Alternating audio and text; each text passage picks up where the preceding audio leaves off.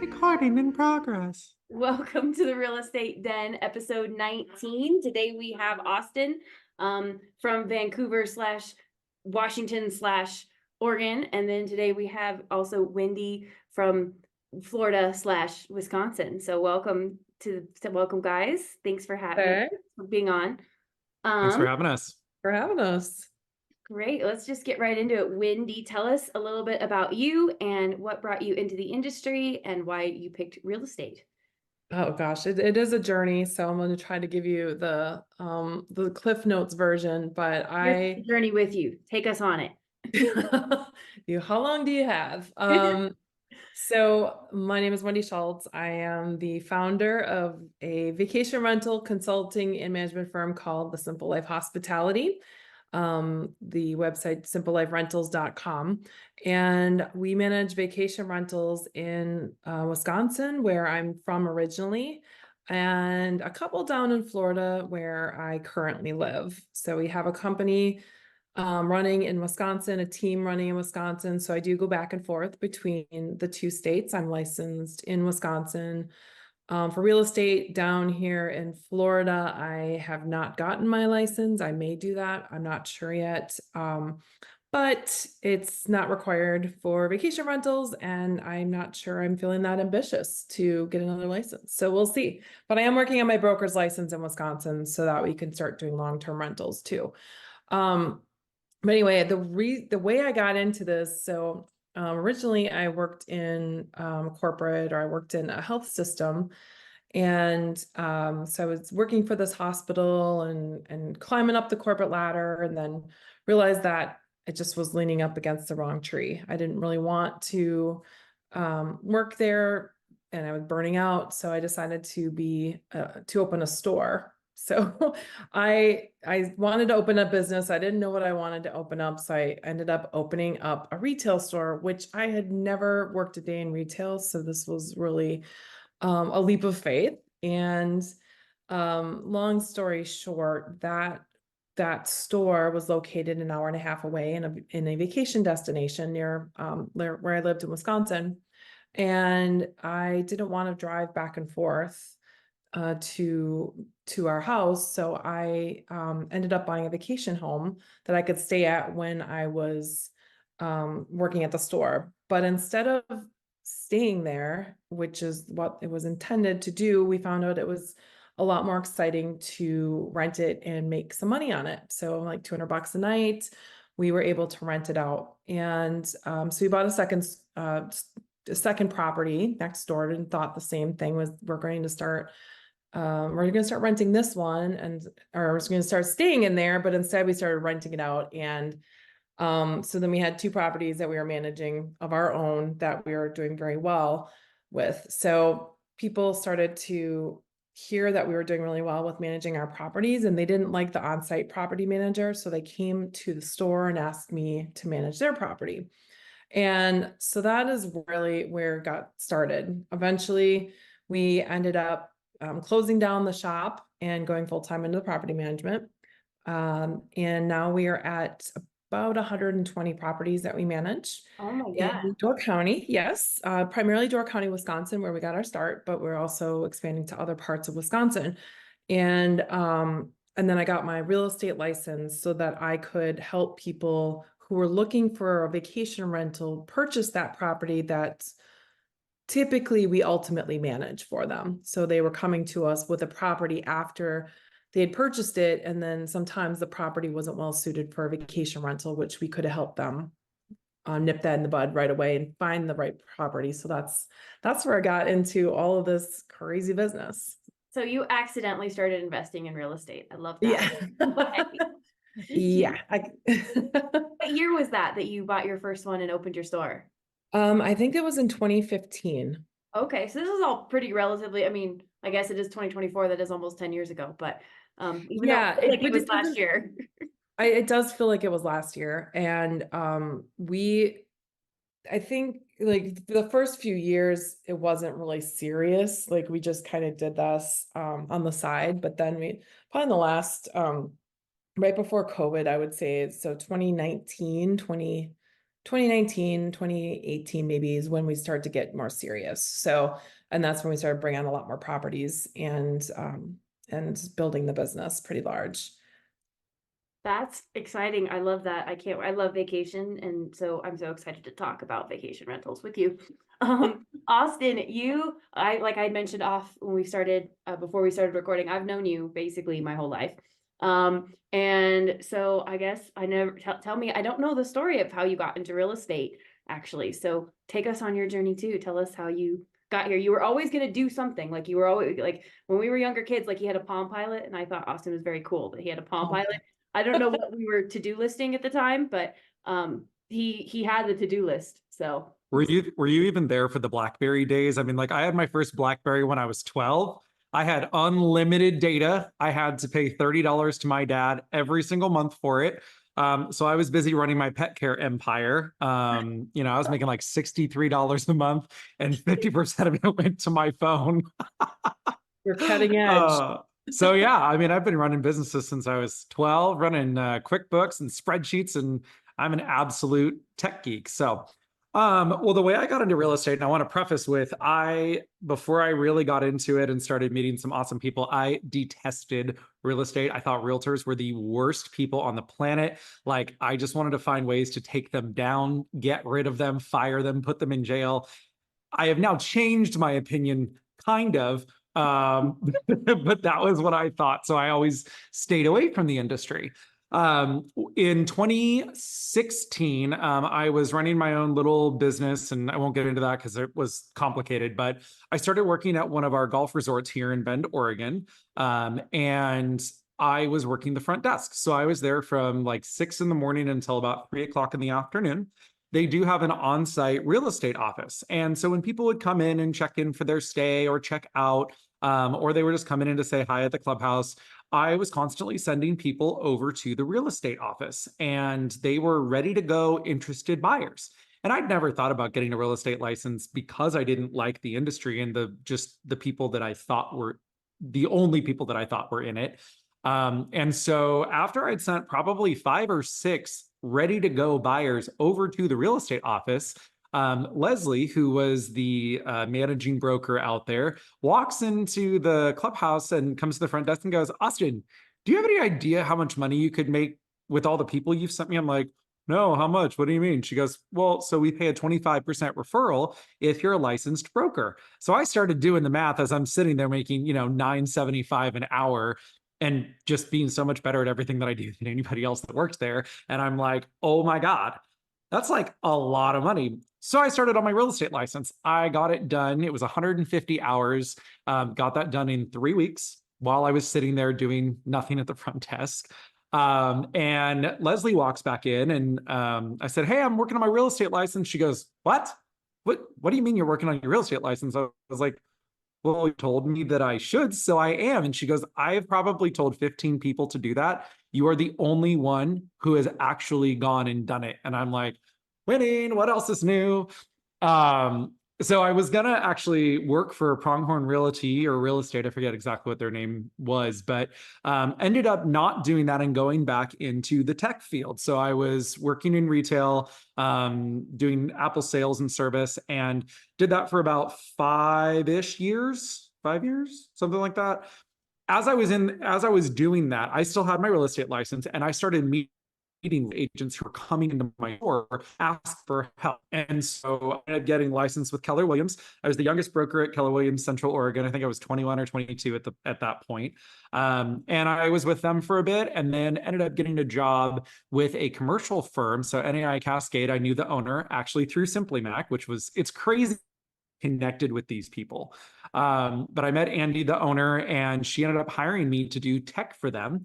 And so we moved my license over there and just held it. And if I had a referral, I would pay 10%, and I got to keep the rest on top of whatever hourly I was billing them for the stuff I was doing. So really, really great woman to work for. Like, I still text her to this day and say, "Hey, I'm thinking about doing X." And she goes, "Well, that's dumb." Or she goes, "Great idea. Maybe do it this way." Amazing, amazing mentor, great person, love her family, love her kids. Like, she is the epitome of what a real estate agent should be. And she's super smart. She's a commercial broker, and she does phenomenally. So I was working with her. I think I was for 3 or 4 years, and then an opportunity came up to come back to Bend because I was living in Portland at the time. Opportunity came up to take over tech for Keller Williams in Central Oregon. So I did that for about 6 months, and I don't know like the nice way to say this without sounding really like derogatory, but some of the people that I met have no idea how to like turn their computer on or set up a contract or upload PDFs to a system. And I'm just sitting there pulling my hair out at these people that are making $350,000 a year and like literally can't upload a PDF. And I'm like, I have a real estate license. Why am I not doing this? Why am I helping you guys do this when I'm making nothing? So I ended up getting in like officially into the field. That was 2020, June of 2020. And I've been selling ever since. So last year before, God, time flies. 2022, I took over as the director of sales enablement for Engel and Volkers here in Bend. So I was not only running my own business, but I was training new agents on how to run their businesses, how to write contracts. I have to say, I think I do write one of the best damn contracts in the state of Oregon. So call me if you need help. And then I ended up deciding I wanted to purchase a property in Vancouver. And so I got my Washington license. So I'm a principal broker in Oregon and a managing broker in Washington, which in Florida will be a broker because we can't just have one term that classifies the licenses across the states. And I've been really fortunate to meet some awesome people. And yeah, I still have the opinion that some real estate agents are just the worst people in the world. But I have also met some of the kindest, smartest, most giving humans in the world. I love my managing broker in both states. They're amazing. They actually, Marcel in Washington is one of the owners in Bend. So I get to work with the same people on both sides of the border. And it's so much fun to be able to help people. And I have amazing clients. I think there's only 2 I've fired in the last 4 years. Everybody else, like I still talk to, I have 4 listings right now that are homes that I've sold in the last 4 years. So you take care of your clients, you do the right thing. You're not greedy. Like I've given a, commission to make a deal happen. And it's so worth it at the end of the day because you get to see that smile on their face when they get the keys and they're in their house. And first time home buyers are so much fun. So at this point, I don't think I could ever leave because I don't know what else I would do that would, honestly, afford me some of the fun luxuries that I have become accustomed to. And also, I don't know what else would be, more rewarding than helping people with the biggest decision of their lives. Absolutely. I love how both of you have had some really organic growth. Like Wendy was just like, I just bought this place and now I'm doing this Airbnb and people, kind of followed suit. And I mean, to only be really active for 4 years and then to have repeat business already, like you're definitely doing what you need to be doing with your sphere and keeping in contact. And I mean, you're memorable. So as long as you're memorable, people will remember you. Wendy, what is something that you brought from the medical industry before that you think has helped you with your real estate career now? Definitely the lean training I had, like the Lean Six Sigma training, the efficiency training, also contract negotiation. My primary role in that business was to negotiate multi-million dollar contracts with insurance companies for the hospital. So we would negotiate payment terms and how we would file claims and things like that. And I think back now and they trusted me. I think I was 35 years old and younger when I was there, and they trusted me with these massive contracts with huge dollar amounts attached to it to negotiate them. And that was really cool. Cool. And Yeah. maybe slightly stupid, I don't know, but I did really well for them. But anyway, I definitely learned a lot about negotiating and also about just being really efficient and identifying ways to cut inefficiencies and think outside the box. Lots of different ways to negotiate with people and really work to bring people together to come to a decision, especially when you're on 2 different sides of a decision to be made and trying to just bring everyone together. So lots of great things I learned in that business. So I'm very, very happy that I did that, and it was all part of the journey that needed to get me to where I am today. So yeah, lots of great things. Do you have a quick, like, what's a good way to become more efficient or get rid of inefficiencies? Like in real estate, like where should someone start if they're like, oh my goodness, I'd love to be more efficient? Like, what do you, Yeah. Well, one of the things I try to identify is where people get stuck. Where's the bottleneck in this? Um, and and just so you know, I spend much more time in property management than I do doing real estate, like transactions. So, um, where I'm always identifying is where does this process get stuck, and trying to unstick it. So is there a way that if, for example, you may send over a contract and somebody's just sitting on it and you're like, well, what's the problem? And maybe it's just a phone call to say, hey, is there something you're missing? Or is there something that I can help walk you through that will help push them a little bit farther along a little more quickly? And if it's a matter of, for example, real estate photography, we use real estate photography in our vacation rentals. So sometimes I will get people who they want everything to be absolutely perfect. And then that holds up the sale for a while, or the us getting, in that case, to get properties live.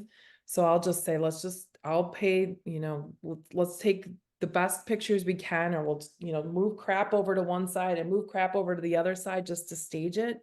Because otherwise it just sits and sits and sits because people don't have their stuff together to be able to get it done. So just different ways to be able to take any process and just is there an easier way to move this process along quicker? Is there anything I can do to help move this process along? I love that. And that's why you have all those properties you're managing now, because that's super important. I am not, I am not in creative in that aspect with like photos and things of that nature. I definitely am much more of a contract person myself. So I'm very happy you have that skill, because we need people in this industry who has that skills, because if it was just me, the pictures and the housing and the staging would look awful.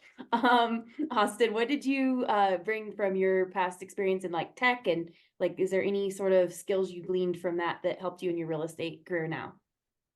Yeah, so I mean, my background in tech is mostly retail and then service on the back end, like how to, fixing software and hardware issues. And I've always been very skilled in communication, and that is a huge thing in real estate. So when I was working with the Apple partner, we were fixing computers, and then I took over as the manager, and so I was having to not only fix things, but also explain why someone was being charged, why something wasn't working. So you're handling the happy people, the unhappy people, and a lot of it is just process. It's okay, if X, then Y equals 232. And so when you can explain how that works and why it has to be that way and why there's not another option in a way that de-escalates a really unhappy situation, you're going to get so much farther. And so having done that for so long and having dealt with some really fun business clients in the past, coming into real estate, even in more of a training role, I'm able to use that all the time. So I can get through negotiations pretty quickly. I know when to push. I know when not to. I know how to control my clients. And there are times where, actually, there was a situation last weekend where I'm not only controlling my client, I'm controlling the other broker, her client's realtor on the contingent home, and the broker of the buyer on their contingent home. And it's just like, do I have to do everything for you guys? But okay, sure, great. We all have a common goal, get these things closed. And the other portion of that is education. You can throw a contract at anybody, but if you can't explain why something is in the contract, if you don't know your contract, if you don't know the process like the back of your hand and could tell somebody basically in sign language, which I know Megan can, I would just look ridiculous. But if you can't do that for your client, then what in the world are you doing with your day? Take the time when you're not busy to read over those forms, know it all. When your client asks, you can go, yep, on line 324, it says XYZ, and here's what it means. If you knew then what you know now in the beginning of your careers, what would you go back and tell yourself? And we'll start with Austen and then go to Wendy. I would tell myself, you can do it. You don't need someone else to tell you how to do it. And you are worth so much more than what you think you are. And you don't need to discount yourself. I worked on a team when I first got into actively selling. And while I did learn a lot, I also, I made so much money for other people, and I learned some bad habits, which was to get the deal and discount yourself every time if you need to. So that's probably what I would tell myself is don't, you're worth way more than you get paid. So don't give it up if you don't have to. Awesome. Wendy? I would say to relax, that everything is going to work out. You're going to survive this. And that everything works out for the best, because there are plenty of times and situations in my career that I thought the world was falling. And then a few years later, maybe even, just a few weeks later, I realized that was the best thing that happened. And thank God that happened. Otherwise, this particular thing wouldn't have happened. So I would just say trust in the universe handling everything. It's going to all work out. And just to relax, because there's so much stress that I've had in running a 24/7, 365 business that, has impact on mental health. It has impact on your physical health. So, in any way that you can just chill out, everything's going to work out fine. It's going to work out, I can't even say that, work out as it should. If I knew that, then I think I would be just so much happier and so much and I'm, I've had to come back from really having some burnout again in this business. And so now that I know that everything's going to be fine, it's going to work out, just chill out about it. It's so powerful. It is something. It's so easy to get burnt, so fast if you're not careful and on your computer till midnight. Wendy, I'm glad that you care about your mental health, because I just gave up. I'm in real estate. I give up. I'm screwed. I think Yeah. it is this industry, yeah, like you said, it's so easy to just become a workaholic, and it almost rewards the workaholics in a way that is almost because I'm very much you have to work hard, you have to do your time, right, to get into it. But it's I always, when I see agents are like, oh my God, I never sleep, I never take any days off, I'm like, then you're doing something wrong. Aren't we in this business for freedom? And even still, because both of you live you live far away from where you're even really managing a lot of your business. And can you talk a little bit about how that is to sort of manage from afar? So I can start. So it was nerve-wracking at first, really nerve-wracking, because I not only did I live, not like an hour away where I first started, or 2 hours away when I first started this business. I only was maybe 2 hours. I could always drive if I had to the property if I needed to. But then when we moved to Florida, then I really, this was a big deal. I couldn't just go to someone's house on a whim. It would be a big ordeal. So it was really nerve-wracking. We did have people that were, we call them boots on the ground. So we had someone, our cleaners nearby and everything like that. It was challenging at first to just relax into that whole thing where I couldn't just run in and save the day. I had to trust my people and build my people to be able to handle it. And what I realized over time is that 99% of what calls we were getting and the customer service needs that we had were able to be resolved over the phone. So we rarely needed to go. And we also put in measures in place to be able to say, if there's a lockout, here is plan A, plan B, plan C. So we have ways for people to not get locked out, and trying to have fail safes in place so that we're not having some of the issues that require people to go on site. Now we do have maintenance there. We have cleaners there, like I said, and there are people that can run to the properties, but knock on wood, we have in the probably 7,000 stays we've had, we have not had any middle of the night, someone had to run to the property. It was something that happened that could be resolved at night, in the middle of the night. And then the other things were just resolved during the day. From a perspective of managing a team from far away, you just have to find a really good team members, and you have to trust them, and you have to, put some parameters and a sandbox in which they can play, and then give them some freedom to do the job. And I do hire people who typically I know in some fashion, and then they're all excellent employees, and they all really take pride and ownership in the company. And so we are a company of about, I think there's 10 of us, and we love to hang out together, and we have fun together. So it works out very well. And they all, sometimes I might even tell them, like, no one's dying here. Like, I came from healthcare. It's like, no one's going to die today if their vacation gets ruined. I mean, I have to kind of call them back in, because they get really stressed out and pride in doing a good job. So I love my team for that.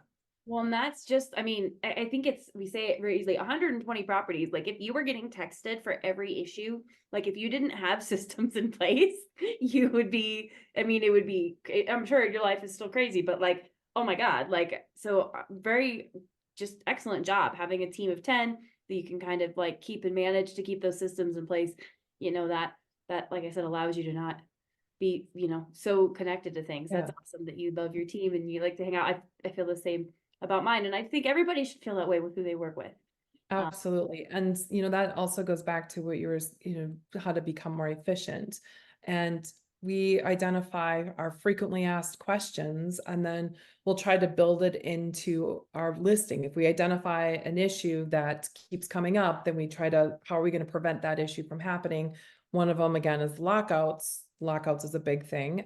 We do have Wi-Fi locks that we will change the code for every single guest, and we have problems with them. Those stupid locks, they sometimes are the bane of my existence, but it provides a level of security for the property owner, for the guest.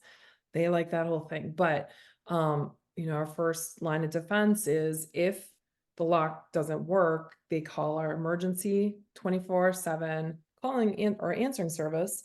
If they provide the information of where they're staying, they will give them a backup code. If the backup code, which is a hard coded thing, if the backup code doesn't work, then we've got a key hidden on site. So there's these different things that we've learned. So now, with the company able to do that, we're able to be out of getting that phone call. So that's ways that we try to keep our team from burning out too, is to try to put in systems that will allow us to prevent issues from happening. And then if they do happen, to try to put some buffers in between them and the guest issue, because otherwise it is a 24/7, 365 business.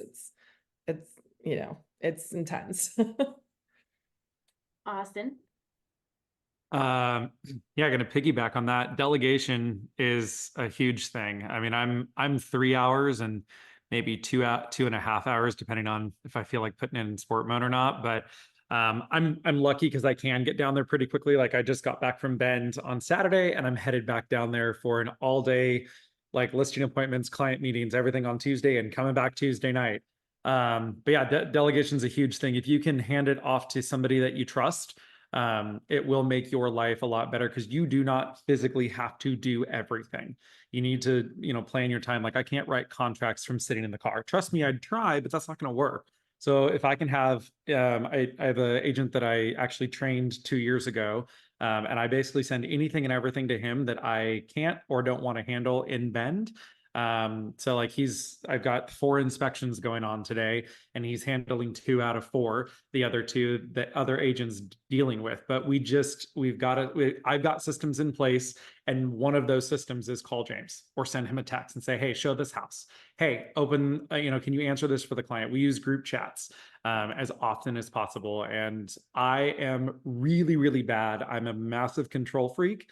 And so letting go of that control and letting someone else do something stresses me out, but I am trying to, in my old age, I am trying to learn new tricks and just allow other people to help. The other thing that's really helpful is when you have systems in place, like we were previously talking about, like I rename all of my documents when I get them and they go in a folder and they are all named exactly the same thing every single time. So if I'm looking for a doc, I can search my computer and it will come up every single time, because you do those minor things as you go versus having to go back and try to redo it all in one swoop. So Oh, I'm yeah, so guilty. delegation is the big one. I'm letting go. It's so hard. And I think we all get into real estate because we are kind of control freaks. Like none of us want to be Kind told of. what to do. Let's get real. So Kind of. like that's where we did it. My experience with that, I've owned my brokerage since September 2019. I've had my own, but I was always in sales, right? And I started doing, sales. Now my husband has a license, and so that was always the plan. He does the sales, I do the management. And oh my God, I am such a controlling person. Like I'm like, I'm so sorry. I'm a psychopath. Like this is so hard for me to like let things go. And it's my husband who's literally sitting right here. Like it's not, you know what I mean? Like I can look at every document. Like it's just that mental part of letting go and control. But there's a lot of reward you get from that, because you just can't get what you need to get done by yourself, and we kind of, so yeah, I feel not so alone when I hear agents struggling with that too. I'm like, yeah, me too. I don't like to give my control up. Well, this is why agents all have like multiple wine memberships and start at 2 o'clock in the afternoon. Like they need to let it go a little bit more. I mean, Megan, you specific. I mean, like we said, I've known you for a very long time. You are very good in sales. You know how to win. You have no problem picking up the phone and saying, "Hi, you're going to buy this today. So do you want to just sign it now, or do you want me to keep berating you?" When are we meeting? Or yeah. Right. And it's asking those questions, but for you, I can only imagine the control that you want to have because you are so good at it. And it's kind of like telling your children, okay, that's not how you do it. Hey, that's not how you do it. Well, that's not how mommy does it. Like you're very good at what you do. And I'm more than happy to let somebody else do cold calls all day long. I've evolved in this because that is the only way to get freedom. And so I've had my own control issues, and I just recently put a CEO in place. So my company is being run by a whole team, and I'm semi-retired, in quotation marks, because I know this isn't something you can see, but yeah, so I'm having to let go of a lot of things, and it's not easy, especially when it's my baby and I don't want it to run into the ground. It's also my retirement plan. So this thing's got to either grow to the point that it's going to be sold, and that's my retirement nest egg, or it's going to continue running and we earn money from that. But anyway, I've had to learn to leverage myself and put tasks in, or people to do tasks that anyone else can do, and then only I do the tasks that I can do. And I'm still a work in progress with this, because I mean, I'm still doing stupid stuff all the time, and I'm like, why am I doing this? But to be able to push down those things to the people that are capable, we just have to trust them that they're capable and train them to be capable. To be able to keep pushing that down, that's the only way you can get the freedom that you want in what we crave. I mean, that's what we're doing this for. That's totally true. And getting rid of that sort of like martyr victim mindset too. Like I said, oh, I'm so busy. I got so much going on. Like, yes, we have a lot going on, but if you have, then that probably means you need to be reaching out and collaborating and working and doing those things we know we need to do. Let's talk about morning routines. What do you guys do for a typical morning? Do you have any rituals or anything that you do? Does it sort of vary day to day? I get up. I lay in bed and try to force myself to get up because I am not a morning person. Like if I could write contracts at midnight, like all day, every day, I'm good. But if I have to get up early in the morning, not so much. But I get up, I get in the car. Well, no, I get up, I get dressed, then I get in the car.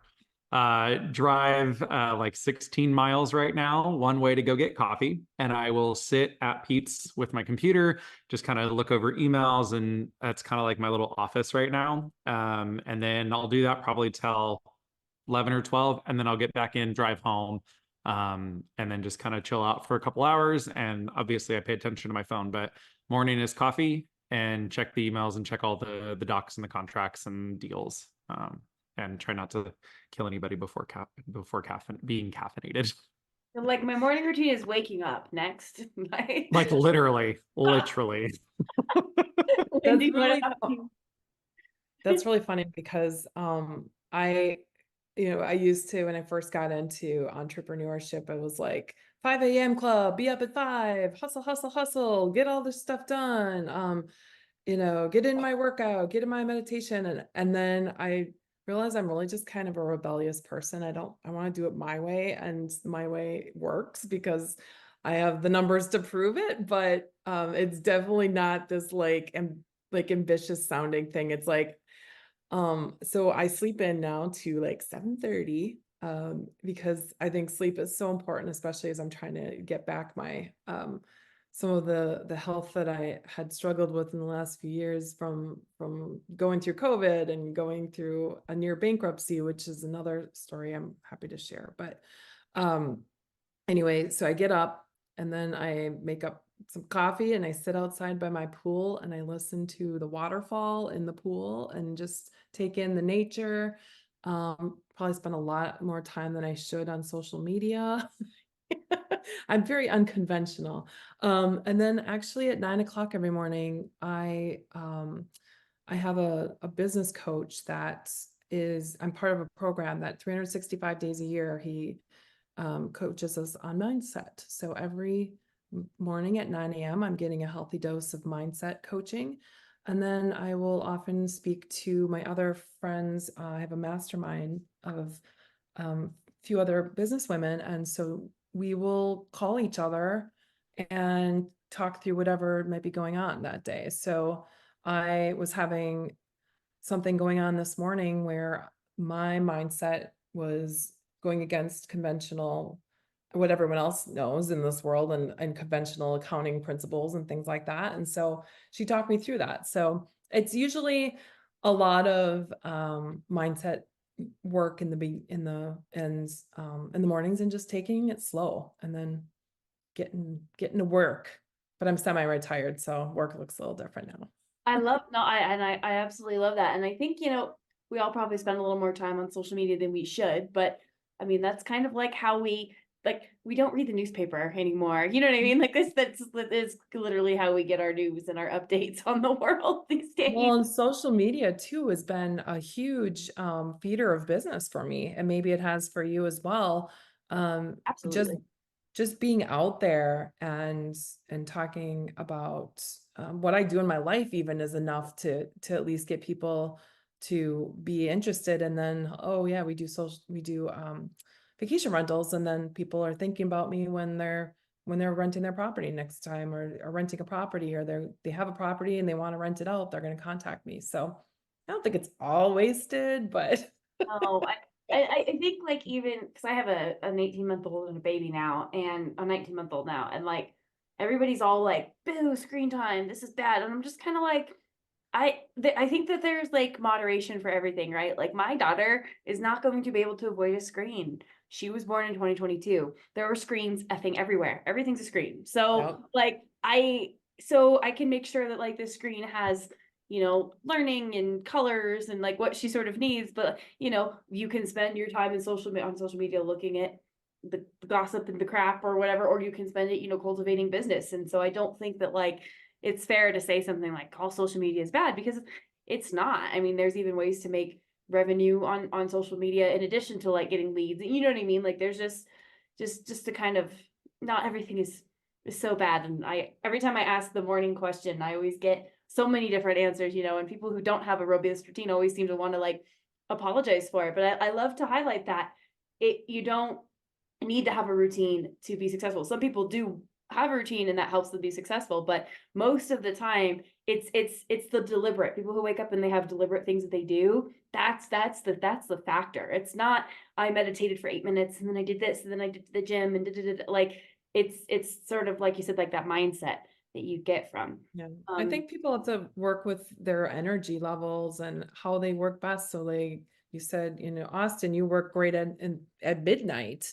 I've been in bed for 3 hours, so it just is like, but I'm crushing it at 10 a.m. I mean, I think you just have to work within how you best work and not have to abide by any rules that really don't exist. They're all made up. So it's Right. just figuring out. And then for me, spaciousness is a huge thing. Like, and when I have space to do what I want, then I'm not stressed out. And I'm also a lot more creative and able to strategize and ideas pop in my head and things like that. If I was completely structured and everything, that just wouldn't happen as well as it does. You have to Well, know and sometimes, yourself. I mean, like there is nothing to do. And I've had to accept that because I am very like go, go, go once I'm up.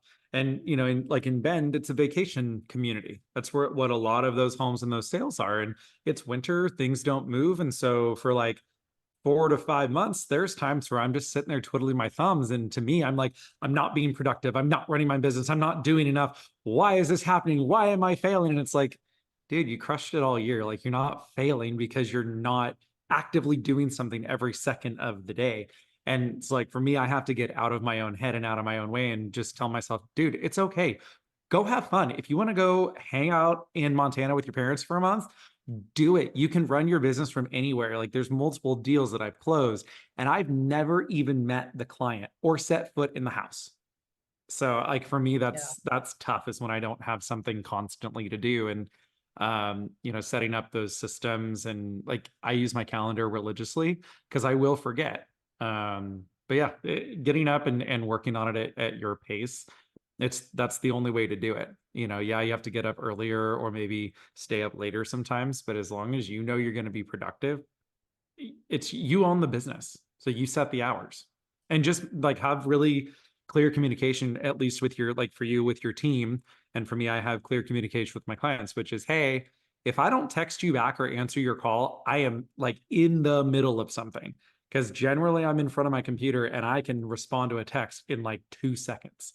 So if I don't, I'm not ignoring you. I'm just actually doing something where I can't respond. And everybody's like, yeah, great, no worries. It's just clear. It's communication really is what it gets down to. But yeah, let yourself not do stuff once in a while. It's healthy. Well, we were talking about that this morning. I've my brokerage does a Monday morning mastermind every morning at Monday at 8. And we were talking about, a lot of us are kind of, the deals are closing and then they're kind of waiting for their next, sort of ebb and flow. And I'm like, instead of spending that time concerned, where's my next deal? What am I going to do? Like, instead of coming from that energy, enjoy the break because it's not, we don't have a 9 to 5 where we can just turn it off at 4 o'clock. If we're busy, we're in a busy season. If we're not, then enjoy it. Like you said, go see your parents, go to Montana, go take a vacation, go do something, especially if you want your phone to ring, take a vacation, man. Then everybody needs you. The last time I went to Montana, I was there for 3 weeks. I left and then I got 2 listings signed while I was gone. And it's totally true. Every single time you leave, all of a sudden everybody needs you. So if you're not closing deals or you're not getting business, just say I'm going on vacation and your phone's going to ring and you're going to be like, I'm unavailable. Mm-hmm. Bam, let's go. Let's do it. I've written, I remember writing an inspection objection sitting on my suitcase and like, where was I? I was somewhere in California. I was going to like San Diego or something. And I was like writing an inspection objection on my phone. I'm like, oh my God, this is like, this person hadn't talked to me. I was trying to wrap it up beforehand and of course they weren't able to, but just the name of the game. Awesome. Well, we do that. Oh, it's just, I would just want to add one thing. So in vacation rentals in our region, it's very, very seasonal. So we have a very high season and we have a very low season. And so knowing that going into it makes it probably easier that we try to, we try to keep things going during the off season, but we're also trying to take it at a slower pace. So I call it, high season and then improvement season. So during the off season, We're working on those contracts that we wanted to reword. We're working on our marketing. We're working on our website.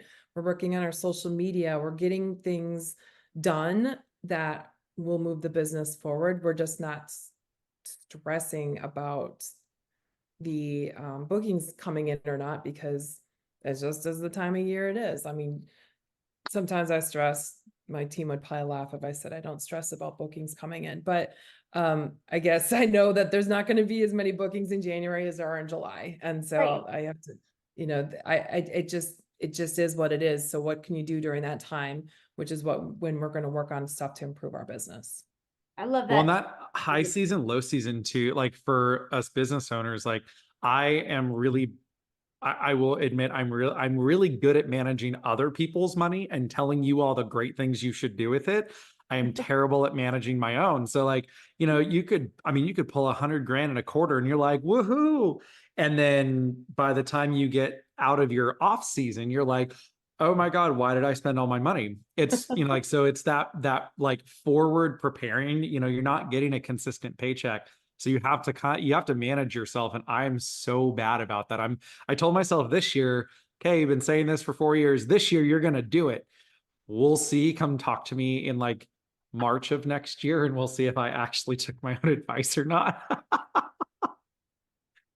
Well, we had that chat today too, talking about like this is a hard skill. Like most traditional businesses have a CFO that does the finances. It's its own executive position. So like learning this is I think one of the biggest things of, or one of the biggest skills you can learn in the industry, right? Is preparing for that. I mean, that's every business owner. So don't beat yourself up too much. And I know you can do it this year, Austen. I know, but cars are pretty, and they are a phenomenal write-off. This is why get you a couple kids or something, and then you have. Okay, my son would be he'd be an asshole. He would be a Range Rover driving jerk. Like he'd be super nice, but he would also just be like F the poor people. Like he would be so mean. He'd be fucking adorable, but he would be so mean. Oh, where can our listeners find you if they want to connect with you and chat more with Wendy? If they've got Airbnbs they'd love you to manage, or any questions about that, where can they find you? We're at simpleliferentals.com. That's the website. On Facebook, I think it's at The Simple Life Hospitality. We're on Instagram, The Simple Life Hospitality, I think, or Simple Life Rentals. I'm pretty sure it's the first one. And then my name on Facebook is Wendy Ursis, Yursis Schultz. So I am out there, and yeah, we're doing big things in vacation rentals, being really cutting edge, and hoping to modernize this whole industry, because it is pretty antiquated. A lot of them are old school, and they're really, really leaving a lot of money on the table for their homeowners. And yeah, it's we're here to turn that all around. Great. Austen, where can our listeners find you if they have questions on Washington or Oregon real estate? You can find me on Instagram. It's Austen Anderson Realtor, and Austen is Austen. You can also find me on Facebook. I think it shows up as Austen Anderson Engel Volkers, something along those lines. It's super long, but if you just type it in, I'll pop up. You can also just give me a call or shoot me a text, 720-799-5928. And if you have questions on real estate, really anywhere in the country, call Megan or I, because the basic principles are pretty much the same. And I guess Wendy too. Call any of us and we'll be able to help you. We would love to help. We're awaiting your call right now. Call right now. We're really good. Wow. Awesome. Well, thank you so much for joining us today.